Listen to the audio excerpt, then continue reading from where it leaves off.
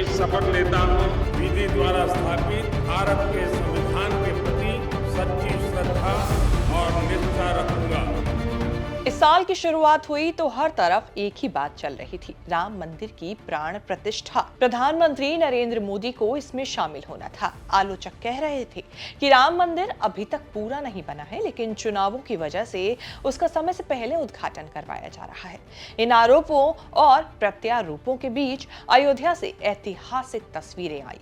PM Ram मंदिर के प्राण प्रतिष्ठा में शामिल हुए और यहां से 2024 के लोकसभा चुनाव की सर बिछ गई। प्रधानमंत्री नरेंद्र मोदी के नेतृत्व में बीजेपी चुनावी मैदान में उतरी। कांग्रेस के नेतृत्व में विपक्षी पार्टियों ने इंडिया गठबंधन बना लिया था। प्रचार के दौरान ऐसा लग रहा था कि चुनाव तय है। फिर चुनाव के नतीजे क्या रहे वो सबके सामने है। जो जहां था वहीं रहा, लेकिन माहौल बदल गया। कैसे प्रधानमंत्री नरेंद्र मोदी के लिए ये साल चुनौतियों भरा रहा और कैसे उन्होंने तीसरी बार पीएम की कुर्सी संभालकर इतिहास रच दिया, बताएंगे आज के चर्चित चेहरा के खास ईयर एंडर वाले एपिसोड में। नरेंद्र मोदी का जिक्र इसीलिए क्योंकि आपने यानी हमारे दर्शकों ने न्यूज तक के पोल में नरेंद्र मोदी को बनाया है साल का दूसरे नंबर का सबसे चर्चित चेहरा। तो इसी रिपोर्ट में बात करेंगे नरेंद्र मोदी के बारे में। नमस्कार, मैं हूं कीर्ति और आप देख रहे हैं न्यूज तक। इस लोकसभा चुनाव में बीजेपी की तरफ से 400 पार का नारा लगाया जा रहा था, लेकिन इस बार के रिजल्ट ने सबको चौंका दिया।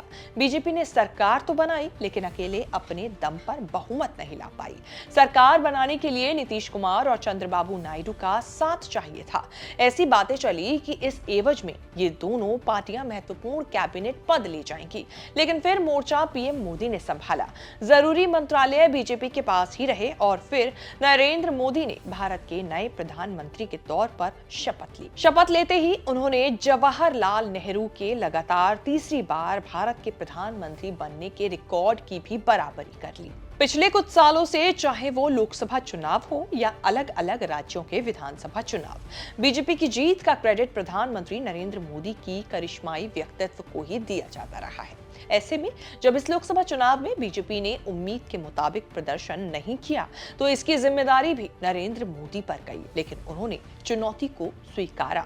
हरियाणा और महाराष्ट्र के विधानसभा चुनावों में पार्टी ने ऐसी बम्पर जीत हासिल की कि विपक्ष को कुछ समझ में ही नहीं आया कि आखिर ये हुआ क्या।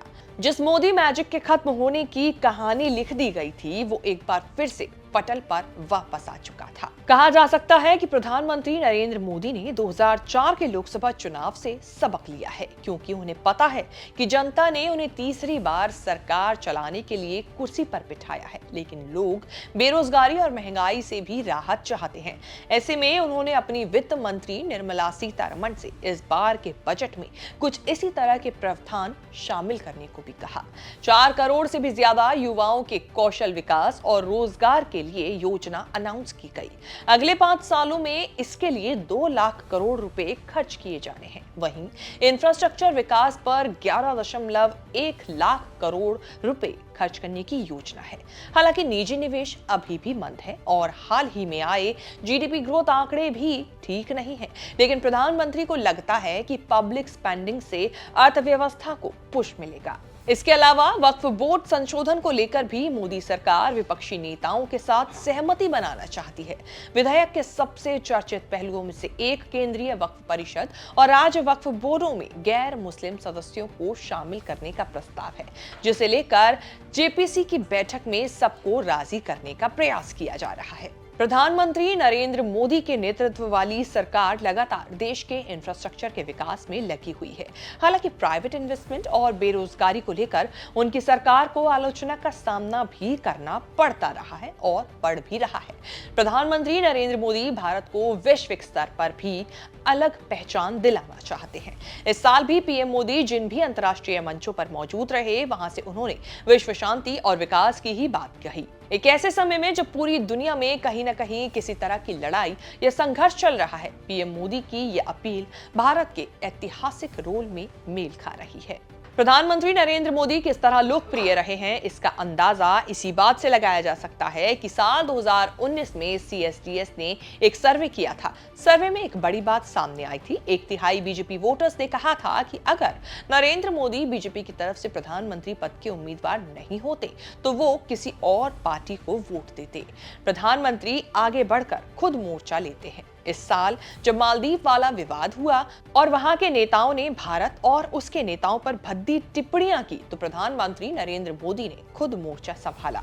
वो लक्षद्वीप गए और अपनी तस्वीरें सोशल मीडिया पर शेयर की।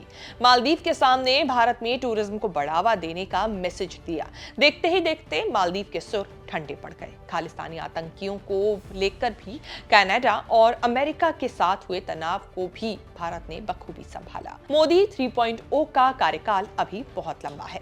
ऐसे में प्रधानमंत्री नरेंद्र मोदी इतिहास में अपना नाम कहां दर्ज कराएंगे, ये देखने वाली बात होगी। लेकिन आप हमें ये दर्ज करके कमेंट सेक्शन में जरूर बताएं कि आपको आज की हमारी चर्चित चेहरा पर बनी ये खास रिपोर्ट कैसी लगी। और अगर आप जानना चाहते हैं कि इस साल का सबसे नंबर 1 चर्चित चेहरा कौन है तो इसके लिए आपको 1 जनवरी शाम 7 बजे न्यूज तक पर आना होगा, क्योंकि 1 जनवरी को हम बताएंगे कौन है 2024 का सबसे चर्चित चेहरा।